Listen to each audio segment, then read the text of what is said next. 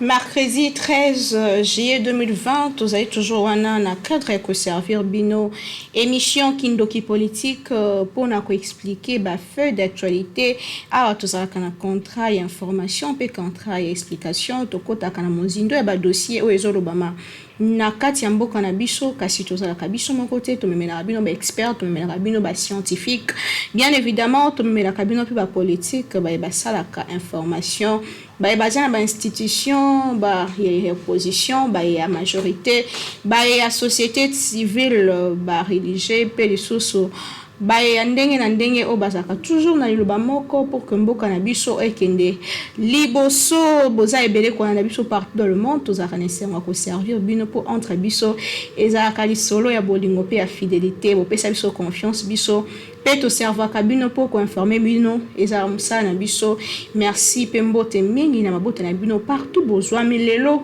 comme naloba toujours que dans un monti na plateau nazali na professeur Nkamanto Ngila azali moko ya ba professeur ya nguma monene université monene otobengi bongo inikin université de Kinshasa apesaka cours d'économie azali na faculté d'économie azali moko ya ba professionnel na kati ya domaine yango lelo tozolobea makambo ezo simba te balobaki que ba produit surgelé ekokita ti lelo ekiti te pona nini gouvernement congolais a un problème fait qu'il a imposé fait a na raison gouvernement congolais a imposé nyonso wana tokoye kolango tokoye bango moi mozindo donc koza pété et aux ala vraiment important makasi oyeba qu'est-ce qui se passe na place au kenokoyoka oyezo lo ba mana balabala kasi pona actualité à journal lelo boyebi bien que ancien premier ministre le premier ministre honoraire le sénateur Matata Ponyo Azali mis na surveillance na résidence surveillée azali na mandat d'arrêt provisoire ezalaki bongo moko ya ba décision ezomaki et pas procureur général près la cour constitutionnelle sima koyoka ye asalaki plus de 2 heures na procureur na likambo etali ba fonds ezalaki présumé détourné na époque azalaki ministre ya finance bazolandela ye pona yango en tout cas tokoyeba ba sango mosusu na mikolo ezali koya po instruction ya dossier ezali nanu en cours donc moyen toyebisa bino vraiment qu'est-ce qui va se passer exactement c'est la justice nde asala mosala ndenge ya misana ko sala pour justice nde tombolaka ekolo kasi na ngambo mosusu boyebi yango malamu ke Assemblée nationale publia qui déjà calendrier, il y a désignation, il y a des membres, il y a un nouveau bureau, il y a CENI, loi qui promulguée il y a peu par le chef de l'État, ils qui adopté, promulgué par chef de l'État, adopté dans l'Assemblée nationale, dans le Sénat, si mes qui promulgué et lobby hier, dans la plénière, les nationaux qui bon kobimisa calendrier wapi chaque parti prenante opposition majorité société civile européenne c'est bon candidat pour que nouveau bureau il y a centrale électorale et à la composer parce que total a déjà 2023 tozozela maponami et zalandenge chef de l'état moko abeta ki loboko na mesa ko lobaka aza pour que maponami salama na 2023 donc eza sango ya malamu yo mutozozela ke glissement salama en tout cas yango na zone thématique eza bongo tozali wana na professeur Nkamanto Ngila ya zali moko ya ba professeur na faculté économie à l'université de Kinshasa professeur Mbotinayo Mbote maman Naomi. Bonne santé. Tout ça madame, mazobatela biso. Toko bandaka na dossier pour yango ndezo tungisa population les kambo ya ba prix ya ba produits surgelés. Récemment na 9e conseil de ministre économie atale saki ku asala ki ba investigation na e partout kwa biloko ete kamakape a décida ki elongo na gouvernement biloko ekita. D'ailleurs ba pesa ki ba prix mais si le lot prix wana ezali respecté te qu'est-ce qui se passe na domaine ya ba prix? Est-ce que fake nde fallait appeler sa prix soit gouvernement de fallait appeler sa prix nani azali na raison na azali na tort sur le plan scientifique. Bon, merci maman Naomi pour la motuna na yo na kanisi na likambo etali tout le bras de fer entre fake na gouvernement ezali akolo bana moi clarté akolo que c'est toujours le gouvernement qui détermine les conditions où on doit exercer tout ça le commerce mbongo donc les alliés matières moko les alliés réglementés okokola mokateka kalelo ba moko bimina nzela obandi kotekela bato biloko ezali possibilité. Il faut remplir ba conditions. Neti ozala déclaré commerçant, ozala mikanda biloko nyonso eza kolakisa déjà que en la matière gouvernement a toujours ko réguler ko nyangela ko organiser lolenge nini mombongo esengeli ko salema. L'autre dans la situation moko ministre tanga koti amoni te batalo ezali lutindelo ezali sous kopesa condition to possibilité na congolais te abika malamu. Donc à me poser ma question. Mais comment na ko sala pour etena permettre congolais nyoso ata azali ko gagner mingi te ata azali ko gagner moi katikati quel que soit ba moyen na ye akwa même ko bika malamu. Au-delà de ça, ayebate est-ce que ba prix est affiché pendant la solo. Nous avons un moment qui n'a parce que il y a environ 7-8 ans na mboka oyo na kanisi na tangwana de komatata ponyo azalaki premier ministre yepe ministre de l'économie na ye honorable Nemo Yato azalaki ancien député azali pe ancien ministre azali pe molakisi na université à Kinshasa azalaki ministre de l'économie amitunaki même question oyo moninga na ye azali komituna lelo est-ce que batalo wana ezali ya solo asalaki ba investigation pesaki makoki wana na cabinet moko munene oyo bani mokili mobimba ba expert babengi bango na finance baza na Belgique bibo tali langana na likambo ya batalo oyo na mona clair batalo ya biloko oyo okena Braza le même bien ezali 3-4 fois moins cher okena Angola okutango 3-4 fois moins cher et dakisi nini pona nini pa na biso talo elekindelo. Investigation wana to enquête wana ezaki très intéressante parce que enquête wanaelaksaki ke bato bazali ko sala commerce na mboka na biso na lubi bango nyonso te mais quelques-uns bakombo pe yebani tokotanga bango awa te mais ministre ayebi bango batengaki enquête wana pe bayebi bango bazalaki na habitude ya kobakisa biloko mike mwa mingi tango mosusu tango oza attentif te okosala attention te biloko mosusu babi na yo ezali 1000 francs na tonne ou bien 1000 francs na sac moko oza l'impression que bon eza mbongo mingi te to 200 francs mais surtout ça des fois millions et comme moi mbongo moko conséquent donc et puis ezalaka système moko ya koyiba bato malembe oyo koza possible te na kopesa yo ndaki sa société nyoso oyo eza na bureau eza na siège ainsi de suite futaka mai na courant mais mai na courant wana okotia na kati ya talo ya biloko te parce que moto azosomba pa na yo tango mosusu ye pa aza détaillant c'est que afuteli yo na mai na courant na basinzili oyo oza nango na badépôt na yo ekokozala possibilité sinon bénéfice yo kosala mosala nango eza nini parce que ozosala commerçant tu as fait que to ba grande société wana bazosala commerce pour gagner quelque chose mais mbongo baza ko gagner finalité nango ezali nini parce que je dis bien nous parlons des commerçants ceux qui bazala ba commerçant te ceux qui bazala ba finalité mususu ceux qui bazali ba commerçant finalité na bango ezali mbongo mais tant que vous gagnez dans mon bon, vous gagnez d'une manière où ils licite. N'habitez pas dans le bon, on a lingala, mais ils allaient que et ça la et coco le lengue longobani et puis coco tumbo la mi be côté. Aux hommes, ce que yo sommes là qu'on a 2, au teki on a 20 quelque part intention na eux allaient à ça mon bon côté, ils allaient intention na eux à quoi babato. N'habitez pas se faire comprendre. La population. Oui, babato eza déjà connu pour la population parce que tant que yo sommes là qu'on a 2 au teki na 4 on a déjà un bénéfice il y a tout le 100%. N'habitez pas aux nanga ils ont bénéfice déjà à 100%. Marge à 100% dans le commerce, c'est une marge moko illicite. Mais tant que yo liquide à 2 ou comme il a 20 intention na les aligner. Donc on peut sa réponse on a ça montre clairement que batunyoso baza ko sala bombongo na motema malamu te.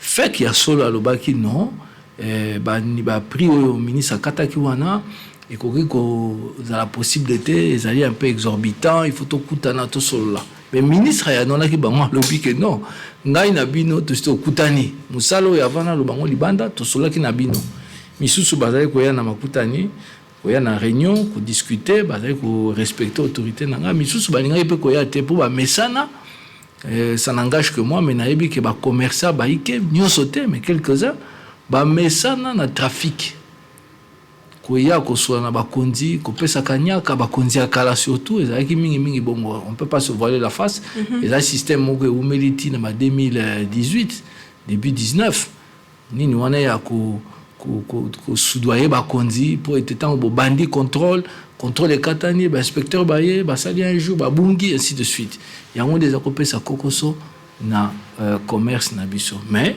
ministre ya sika alingi amona clair et puis alobi na bango clairement que bino bokomona ba élément oyo ezali de trop euti na gouvernement lokola kotia ba service ebele okena douane okena matadi okuta ba service ezali na oyo arrêté en 2018 eza koboya eza na kati ba barrière ba biloko nyonso na pona kotungisa population le gouvernement azwaki mekano ete akolongola yango tango alongoli yango talo ekiti muke mais abaluki pe na côté ya ba entreprise abibino pe lokola bolongola oyo bino moko boyebi bobakisaka tango balongoli nyonso na basali toilettage ya structure ya prix n'est-ce pas ba combiner na ba prix wana oyo ministre a proposé qui mais une question technique peut se poser est-ce que ba talwana ba ko imposer ngona biloko eza déjà na Kinshasa ou yaki déjà ou bien à partir ya ba cargaison et koya sima ça c'est un point d'interrogation personnellement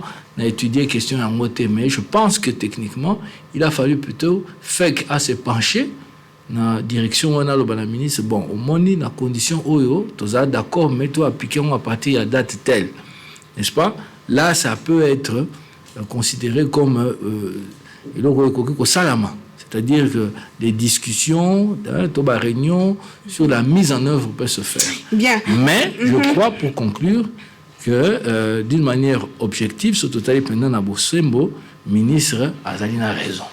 Ministre Azan a raison, kasi ti le oyo mokano wana e continue en application te ezana nous et l'Obama qui kaka ba population zozela qui est en vigueur alors fallait est-ce que le gouvernement congolais a qui pressé à quoi annoncer ango avant que solana bande quoi fait nani penza fallait bisabiso que biloko ekitita le gouvernement to fait non ezali gouvernement parce que gouvernement de azaki na initiative yenda bandisa ki masolo fait kaya kite koloba que non batalu nanga ezali mabe na ko tala bino poto kitisa non ministre nde abanda ki masolo bibo ya to solola to pesa Bosembo na batalu oyo c'est son initiative donc c'est normal quelque part. Mais ce n'est pas une imposition. Non, ce n'est pas une imposition, ce n'est pas non plus comme les gens l'ont dit volonté à diriger l'économie, régenter en gros non, nous sommes dans un pays où l'économie est libéralisée.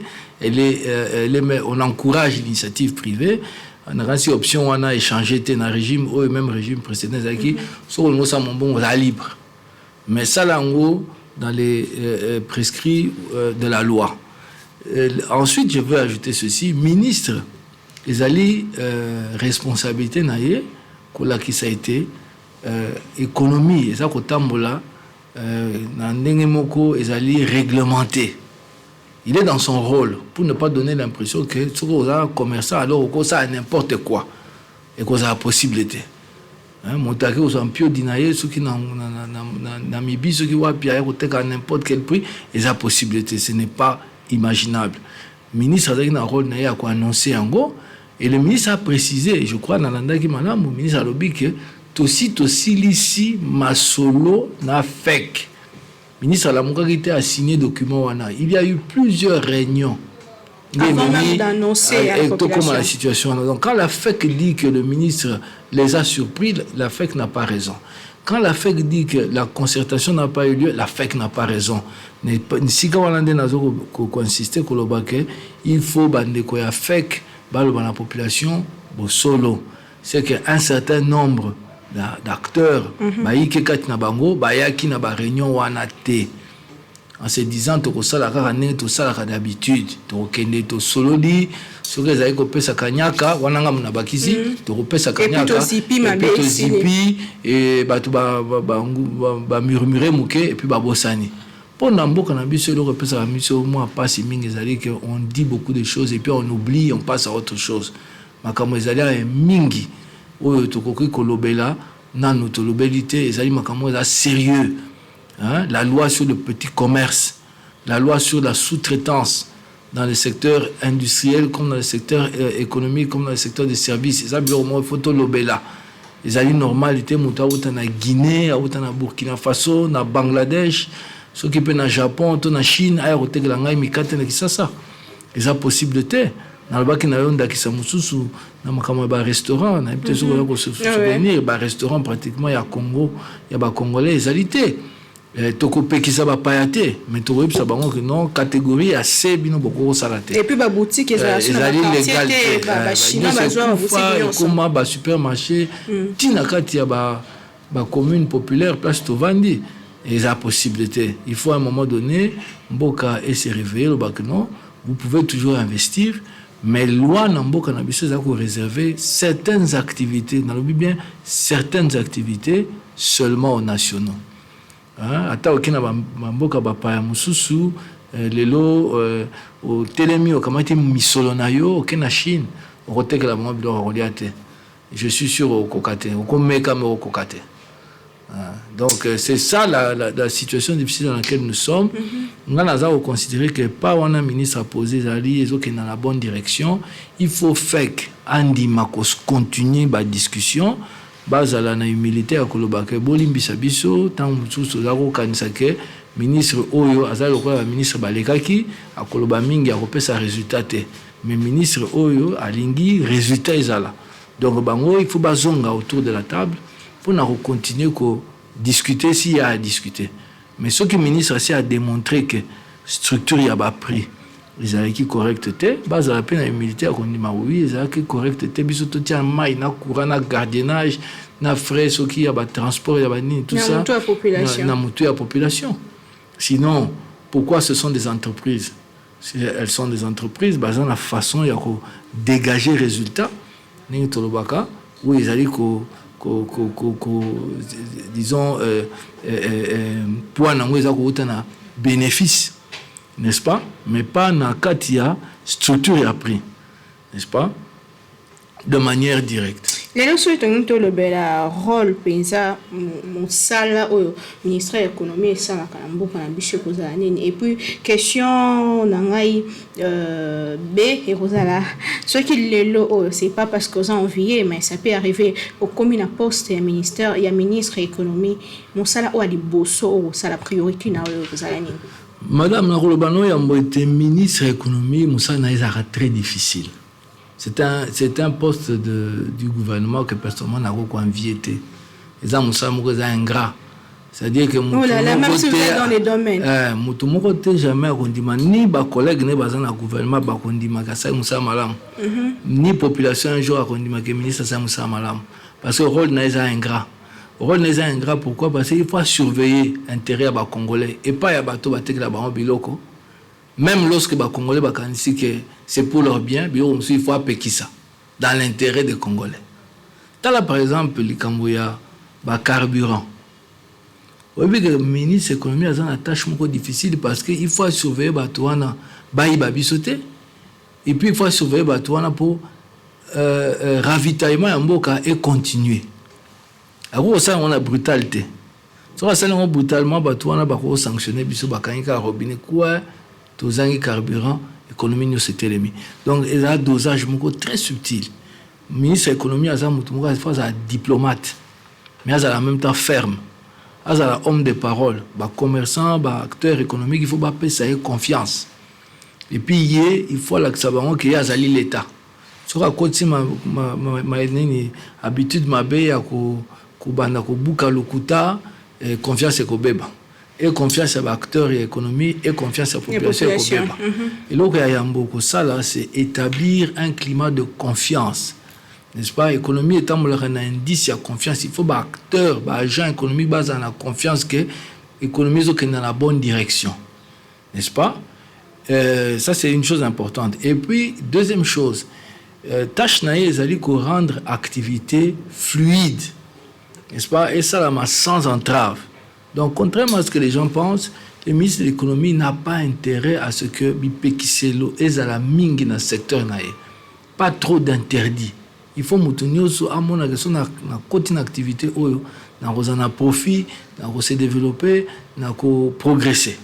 Et ça dit rôle naïe. il doit créer ce climat de confiance. Ce qui me cellule de climat des affaires, ainsi de suite, promotion de parce que tout ça, c'est le ministre de l'économie en réalité qui devait faire, n'est-ce pas? Et le faire de manière à ce que Moutounio soit dans le domaine économique à se sentir à l'aise, n'est-ce pas? Il y a que ça là. Et je dirais même que une partie, il y a produit intérieur, nabiso, ou bien richesse nationale, nabiso, ils allaient dépendre de l'attitude du ministre économique. Parce que partout où l'activité économique est au Salama, il faut encourager en gros et se développer et se renforcer et progresser. Nengo yebi mboka na biso uti na ba difficulté ebele, redonner une telle confiance au public, ils allaient tâche moins facile.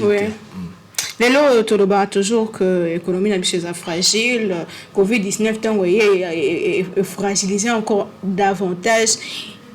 De quoi souffre l'économie congolaise en réalité?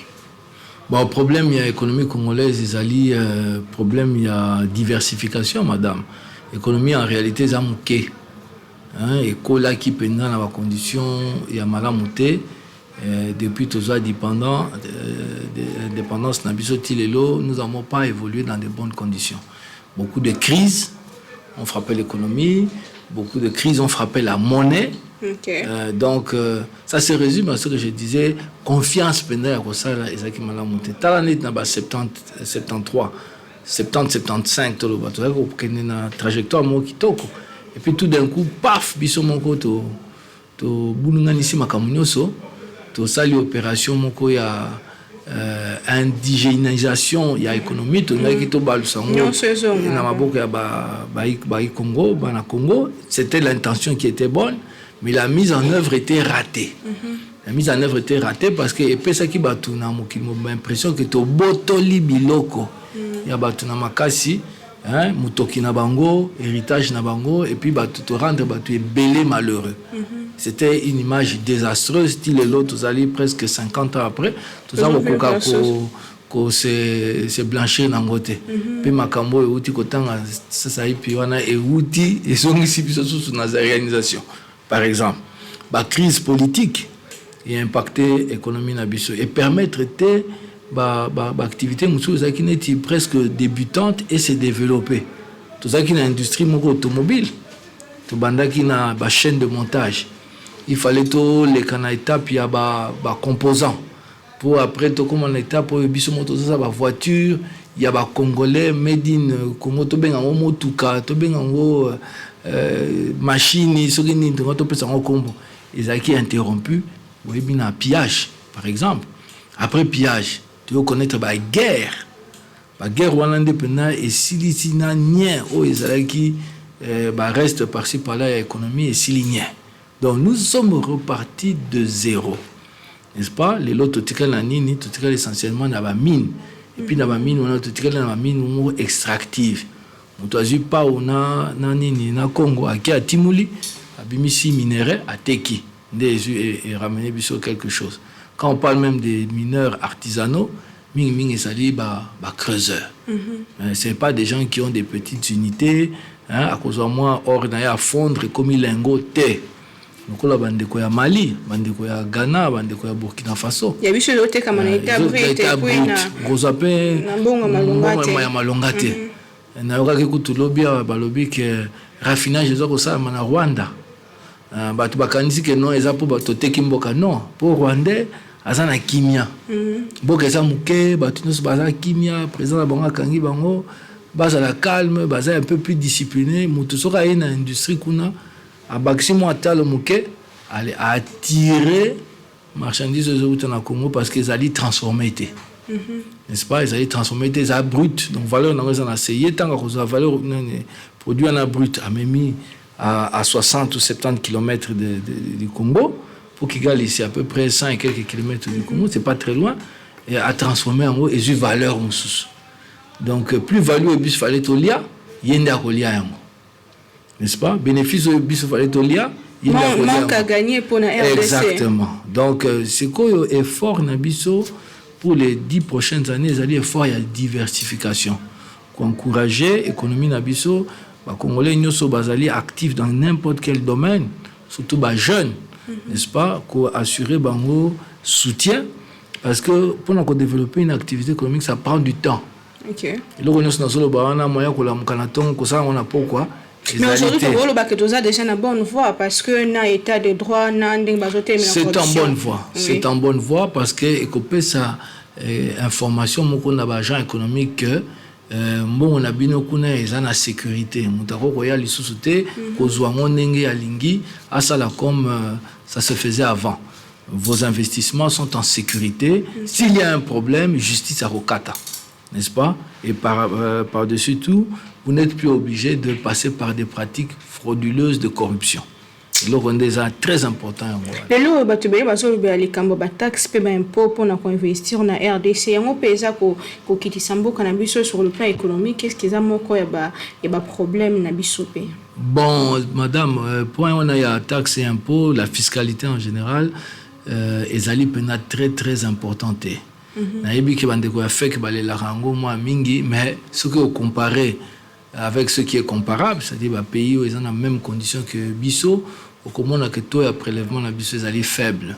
Dans certains domaines, ils ont dépassé même pas 20%. Même les Taliban, ils n'arrivent pas parce que les taxes sont belées. Non, non. Ce qui est vrai, c'est que la fiscalité est importante. Mais là, c'est très embêtant. Ah ouais, ils allaient prélèvement où ils allaient un peu intempestif. Hein, ou tout le baké baksika nanko na libongo mona mutayo no ngala zali banis musayo ngala za environnement ngala zali DGM non, l'investisseur a besoin d'avoir conscience na être tranquille que naningi ko investir il faut na futa combien a futi na l'état mbala moko l'état ye moko akaboli na ba service na ye parce que c'est comme ça que ça fonctionne ailleurs. Donc il faut tout encourager à la pratique, il y a un guichet unique, n'est-ce pas, un guichet à commerce extérieur. Ouais, intention, objectif, c'est à centraliser en exportation, à foutaka kambala moko. Et au moment que ça to appliquer en gros, paiement ou prélèvement, on a très important mingité. Mais ça revient à la première question que vous avez posée, c'est la sécurité de l'investissement, n'est-ce pas? Parce que le marché est allé. Les Congolais sont allés, les voisins sont allés, tous les gens ont un nombre. Il y a toujours la RDC, la grande RDC, parce que tous alliés belé. Mais ce qu'il faut sécuriser, c'est davantage, muto ya tie musolonaye, azala sûr que les autres sala musala oyaye, et puis les tombent dans auto bénéfice, ils allaient bénéficier parce que c'est lui qui a investi. C'est ça que les gens cherchent. Donc moi je pense que le problème de la fiscalité dans l'obité qui est salité, mais c'est la manière dont c'est organisé. Mingi ko se plaindre, baza na raison, mais ce que vous creusez moi mingi que ce n'est pas la fiscalité on va dire classique, c'est plutôt la fiscalité que je qualifie d'intempestif ou la décision un peu prise n'importe comment à tel niveau. Il y a l'État, oui, l'organisation, il y a le pouvoir d'État. Na les commissions et rétro commission moi c'est belé bon cannabis un peu malade de part et d'autre. Bandi aussi là moi il faut to bengi à état de droit, il faut encourager en gros même ceux qui est difficile pays mususu ça leur a pris 30 ans, 40 ans, 50 ans. Petit à petit. Pays mususu toujours admirer le lot histoire nango te soto côté na bozindo to mona que les gars na étape ils ont pire que Abisso. Mais balongi yango parce qu'ils ont été patients. Naïbi que c'est difficile parce que toujours vivre les autres, tous patient les autres mais c'est quand même comme ça que ça se fait. Pour la retourner mboka et ça la journée mon côté, mais toujours là-bas signaux où ils ont que direction il y a bien, n'est-ce pas? Lutter contre la corruption, lutter contre les rétrocommissions, lutter contre la fiscalité illicite. Et même, je dirais, les profits illicites, les prix illicites, tout ça, et ça qu'on ramène sur un état de droit et qu'on permette l'économie nabiso et profiter d'ango. D'accord. Bien, il y a récemment, tu que les qui ça, que fêter journée mondiale, journée internationale de la population, c'était le 11 juillet dernier.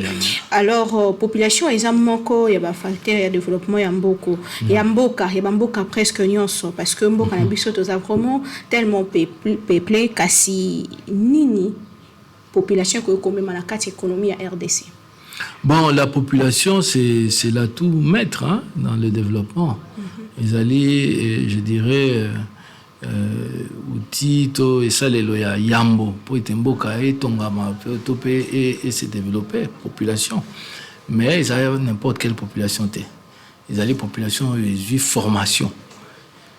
Population où ils allaient na ba capacité. Ils allaient population où ils allaient na et pas y pour côté capital humain important, c'est-à-dire bah, formation et puis formation dans le sens car il y a ça qui primaire, ça qui secondaire, tel université non formation où ils allaient permettre de rendre tout capable il y a ça là quelque chose de sa vie et quelque chose où ils allaient en même temps rentable ils allaient comme même mbano na école le lot ko ko ba que to si penza moko ya partie à hymne national to ba nous peuplerons ton sol mais nous assurons ta grandeur apparemment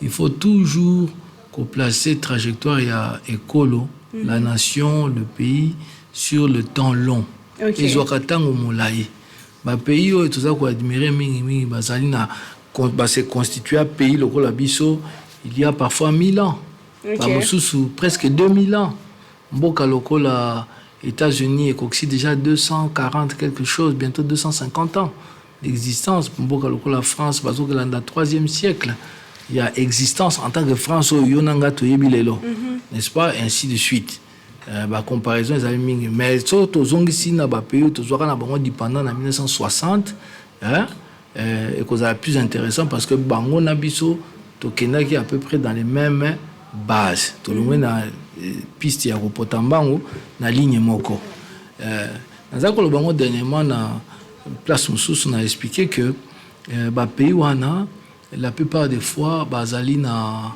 moi on a benga avantage comparativement à nous parce que par exemple dans le domaine mususu ba connaître situation na biso te bazali par exemple na puis makasi na niveau ya formation professionnelle n'est-ce pas bazali na puis makasi na formation ya capital humain bazali na puis makasi na organisation ya entrepreneuriat c'est normal que les lots tous ont l'impression que va dépasser biso mamuke et puis ba connaître ba crise lokola ya RDC la RDC a connu des crises très très graves pour peut-être te vivre en haut tout ça en mémoire mukuse ndenge to komi ko bossa na makamususu on se rappeler que dans ce pays il y a eu le rapport des Nations Unies sur les crimes commis ici qui sont des crimes comparables à la Seconde Guerre mondiale n'est-ce pas et puis ba pays ba connaître que la Seconde Guerre mondiale un plan Marshall biso to plan Marshall n'est-ce pas biso to dans le consensus c'était il y a la communauté internationale qui était Congo aleki na ba drame aleki na ba crise il faut te soutenir d'une manière massive pendant un certain nombre d'années pour à se relever n'est-ce pas mboko ezana banguna ebele banguna mususu babimaka polele ba mususu babimaka na moi ko bombana il faut savoir ça parce que les pays moko très enviés les pays moko ezana ba potentialité ebele ba tunus balingaka ezala kaka ouvert lokola tokolobani lokola et pas lupanga mutu moko te ezanga mur ezanga clôture mutu nyonso akoti alokoti akei eza mentalité wana nde eumeli na Congo mpona kochanger yango nde il faut totonga libota na biso tozwa temps tozaka habitude tozaka surtout na habitude ya komilobelaka ba vérité mpo bayeba za koya nsima bayeba mpe bosolo à partir ya vérité wana nde bakoyebaka il faut na keba Congolais nyonso il faut kolakisa ye nani moninga na yo nani munguna na yo nani bokoki koyokana pourquoi bokoyokana na tel bokoyokana na un tel te ainsi de suite tout ça il faut moi logique moko ezalaka nsima nango ezali te pourquoi toza na 2021 toza na kimia tobosana maimanso malekaka liboso il faut tozalaka toujours na mémoire wana pour la mémoire wana ne ko faire éviter biso ba piège au lobby ko ça qui sont à libulo. Étudier le passé pour mieux construire l'avenir, c'est très important. Lelo yo madame Malangu Kabedi Azali nommé gouverneur ya Banque centrale du Congo, un mot par rapport à la nomination naïe. Oh mais madame Pila yo azali maman lokumu, j'espère que vous allez au kolanga vous allez singo makasi pour la nomination on a biso déjà ba professionnel ya économie tout ça qui très content. Batu nyonso na habité so na moni ata collègue mo koloba été senté pas la bonne personne maman on a totali parcours na ye totangi ba performance na ye tout le monde penda que c'est la personne qu'il fallait na poste wana obi maman na koyebisa yo mwa eloko moko tango zana batu mibale mobali na mwasi na compétence moko pour na poste personnellement na conseillera toujours il faut pour na mwasi. Parce que souvent, maman, pour comme on a une dimension, a passé na plus d'obstacles que Mibali. Okay. Souvent, statistiquement, une femme rencontre plus d'obstacles pour nous comment on a la position là que Mibali. Parce que le bateau basa na capacité à gouverneur, bazali moins mingi. Ngai pendeng ozomona ngai boye peut-être na cause na je crois un ou deux gouverneurs de la Banque centrale ont été des condisciples, n'est-ce pas? Okay. Mais aucune femme n'a pu dire qu'elle a eu une consoeur gouverneur de la Banque centrale. Vraiment. Dans ce pays. C'est la première dans ce pays. C'est probablement la première en Afrique. C'est l'une des rares dans le monde. Après qu'on rejoigne Christine Lagarde, après qu'on rejoigne Janet Yellen, où elle est le ministre des Finances aux États-Unis. Elle a été gouverneur de la Réserve fédérale. Donc, c'est vraiment un très grand honneur. Et puis, Naza presque convaincu qu'elle a la compétence à Rokoka. Elle fera du bon travail. Après tant d'années na FMI, 32 ans presque, donc c'est vraiment une femme qui va, nous espérons, qui va ramener le pays. Téléspectateurs, que maman Kabedi na FMI, azaï ko pangusaba mesate, azaï ko servir café thé, azaï ko sala loko l'inspecteur, azaï ko sala loko la formateur, azaï ko sala loko la représentant résident. Pas d'une fois, mais 2 ou 3 fois. Okay. Donc, ils allaient, tant qu'on va renouveler mon poste, puis ils mata, ça veut dire que ils sont vraiment suffisamment compétente. Vraiment. Et puis, Tobabo, ça n'a été qu'avant qu'il ait fait mis à la Banque centrale de Bissau. À la carrière na awa. Okay. Donc, à ça, les retours, après 32 ans. Vraiment. C'est vraiment... Tukanga étape ya économie parce que ezaki ndoki politique to betamo politique mukie na conseil moko na ministre économie ceux qui osa professeur en économie osa oyebi secteur on a le langage alaka ceux qui na conseil moko pesa ministre actuel ministre économie et sani. D'abord on a encouragé parce que à cette étape to évaluer ndenge azoko sa musala c'est très encourageant. Je peux lui dire que na considéré que ça na trajectoire ya malam. Je vais l'inviter à demeurer ouvert parce que acteur économique menasaka bangote il faut pas les menacer, il faut être ferme avec eux dans le bas il faut ça peu mobile yo azala mutaba principe mais il faut toujours porter naie ezalaka ouvert. Ba se sentaka à l'aise, il y a verrier composé par problème à Bango. Et puis, je vais lui demander de conserver à l'esprit toujours la préférence nationale. Pas à la manière, il y a slogan, mais à la manière, je dirais, d'un acteur avisé. Vous avez la politique, il faut avoir que finalité, action, il faut toujours Bomengo à Congo. C'est-à-dire que toujours privilégier l'intérêt national au-dessus de l'intérêt partisan.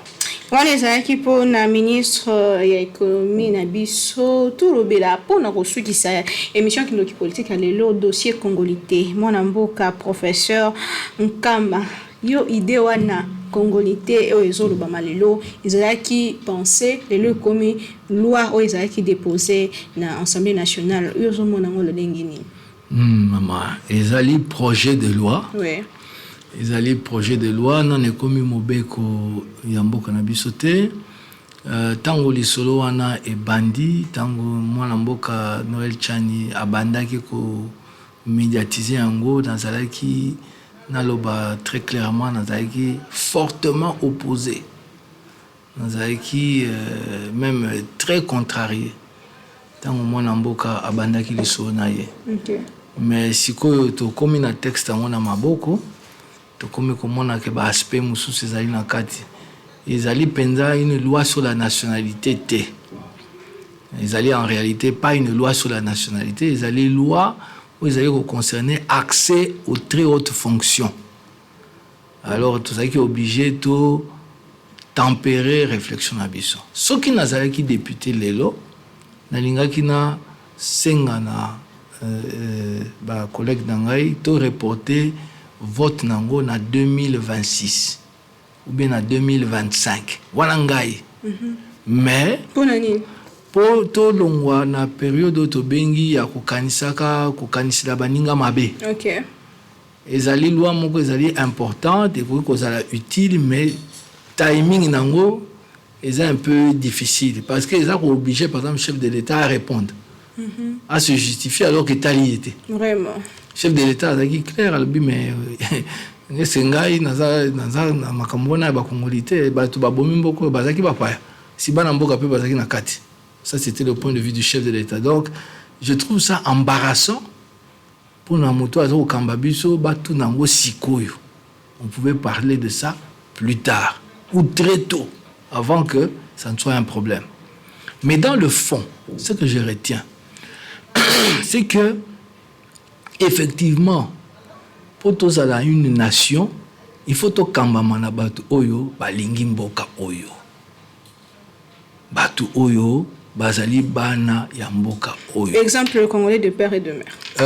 Je ne serai pas aussi catégorique parce qu'un Congolais qui n'est pas de père et de mère peut porter haut les couleurs du Congo. Bon, maman moko azaka ya judoka taza d'origine allemande, azali une des rares médaillés oyo na ba scène internationale azako simba bendele na biso likolo. Maza mundele, n'est-ce pas?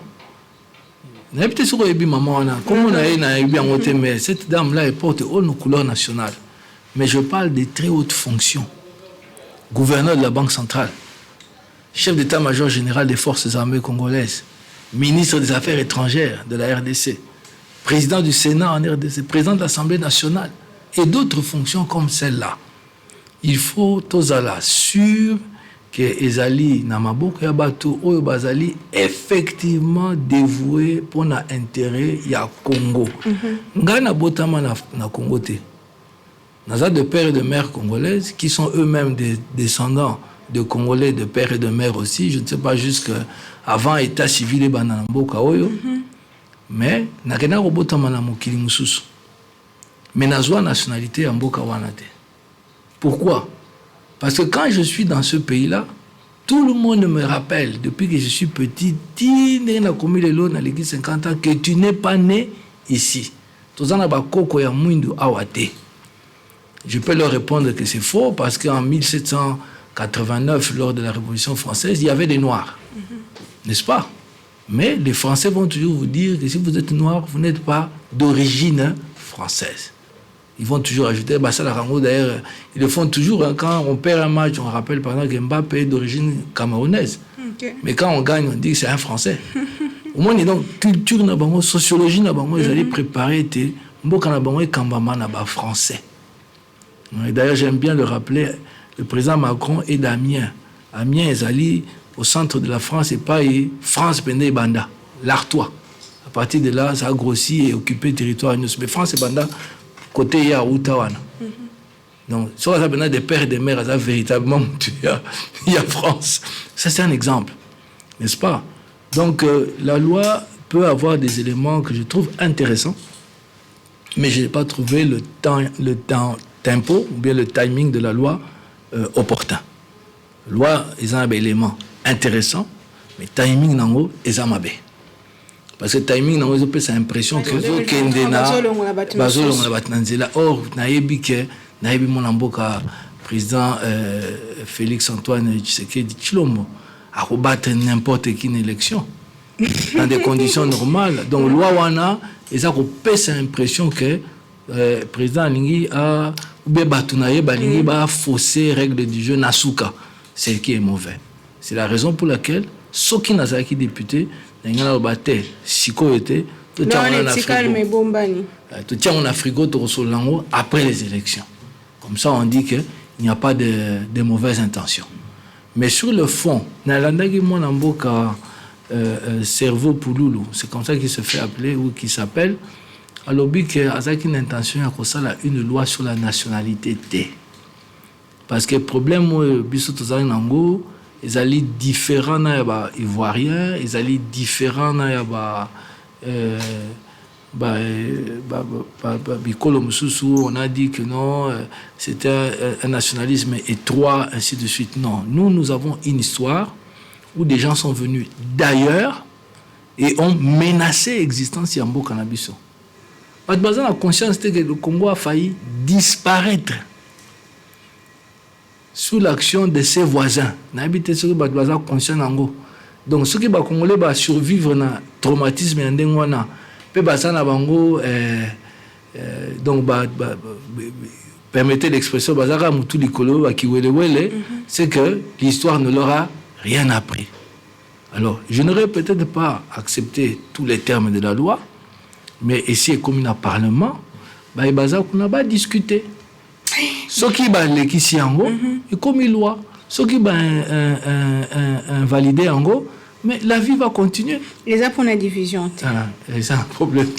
Donc, si ici, émission qui est politique, elle est lourde, il manque Bissoto Lobelaka, il y a sénateur Matata Pogno, Azali, Atiamina, résidence surveillée pour la fait ou Bazali quoi acquisé, notamment présumé détournement. Il y a fonds où Ezalaki alloué pendant qu'Azalaki ministre, il y a finance, 2012 puis 2013, état de droit. Mais est-ce que les acharnements contre une seule personne? Problème, il y a beaucoup de bimi et puis dossier monsieur bimi. Non, je ne crois pas des acharnements, maman Naomi. Je ne crois pas parce que acharnement ils allient na ba condition où tout ça ko boya ko tala mobeko. Ceux qui ba boya ko tala mobeko on est comme acharnement. Mais ce qui est en cause ici, ils allient avant tout la loi. Jusqu'à présent, na moni nano acteur moko non judiciaire. Où à côté d'un dossier on attend ils ont un procureur un inspecteur il y a police judiciaire 2-3 dossiers pour une seule personne et ils allaient pas dossier mais ceux qui se défendent bien ont toujours présumé innocent à quoi kobima ceux qui se défendent bien azali mais ce qui est important, je crois que Mutumsa Lobaki en liboso nangai, il ne faut pas akende kuna pour gagner opinion. Okay. Pour ba fundi ezaba congolais té. C'est très différent. Ba fundi ba memi matata ponyo lelo na ba résidence surveillée wana ezali ba congolais té. Ezali justice, c'est-à-dire tant justice a okata ezala bien ezala mabe biso nyonso il faut toto ça o justice a koloba. Ça c'est encore un exercice à faire. To komina nous prêt pendant ko ça na ngote parce que tozo kanisa ke bato bafundi e baza bato ya groupe moko boy. Non.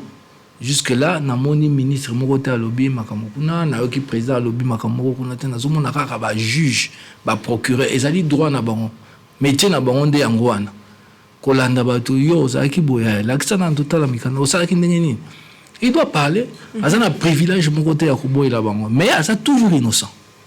J'insiste, azali toujours innocent. Mais ce qui n'était à bandit, n'engé mususu ba juge qui avant il y a une année ou deux là, on les a ça mana ba juge, azali pour ça mana opinion. Pour diviser opinion, ba mususu ba mona ah azali innocent, mususu bité azali ça c'est l'opinion, ça n'a pas d'importance.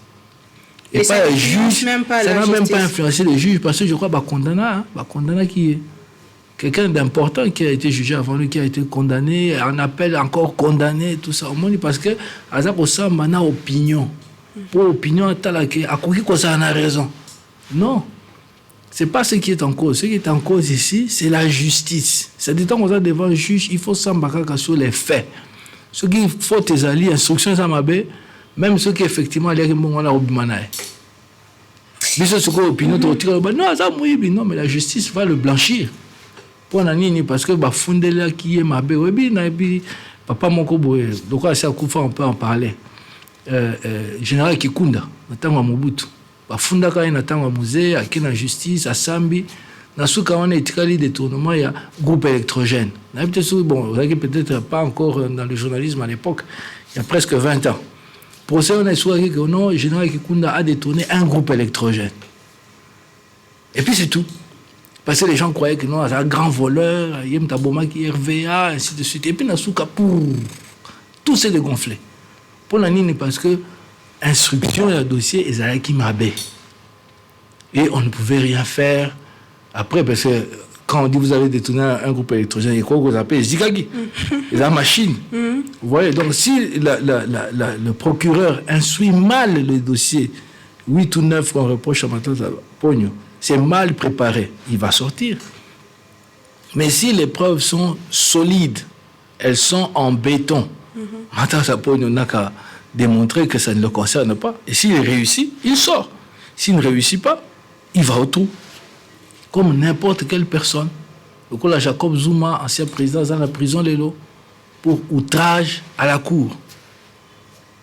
Même pas pour la corruption, c'est Simbakité. Personne n'a témoigné. Okay. Mais comme la cour a estimé qu'il a outragé la cour l'a condamné.